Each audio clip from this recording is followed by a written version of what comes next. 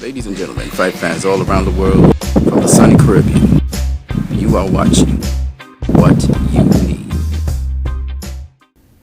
Alright, so this is my last post-fight results to the weekend fights. I didn't get to give this information.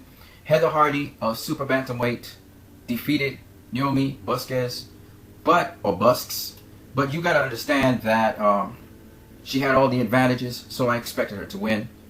Having said that, though, she won outrightly this time, not by split decision. It was by unanimous decision in the 8th round between Naomi Busquez. By the way, Naomi Busquez is still one hell of a fighter. It's just that she was too small, she was too short, she had very short reach, and literally, she was outweighed by Heather Hardy by quite half a dozen pounds or more, and that's just on the weigh-in. I don't know what it was unofficially on the night. So I gave that fight to Heather Hardy. Now, there's another thing I want to say to you guys. Now, especially in lieu of two fights that went by.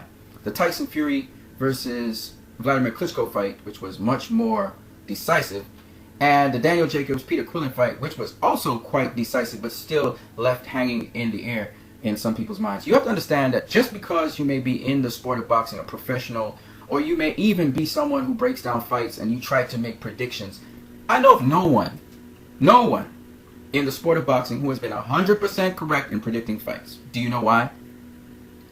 Because the glorious sport of boxing is one in which there are just too many variables for someone to predict the outcome of a fight.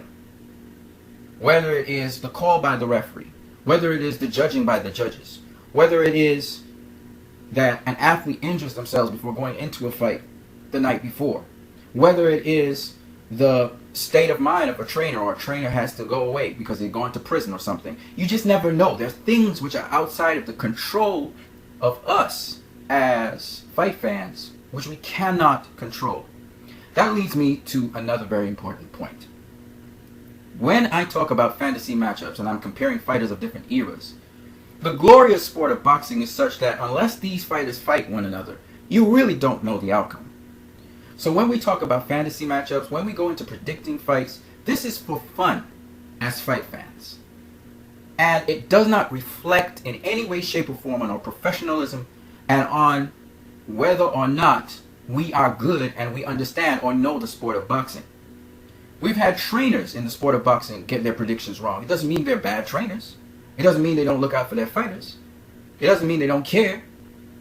Teddy Atlas got his predictions wrong. Does that mean that Teddy Atlas is a bad trainer? No. It's something where you form an opinion based on the available information you can get. And you are not going to know what the in-depth fight plan of a fighter is unless you've been in their training camp every day, or you know what's going on in their training camps. Okay? And even then, you still cannot predict the outcome of a fight because of so many other variables that surround a fight being judged and a fight being carried out a certain way. You guys have a great one.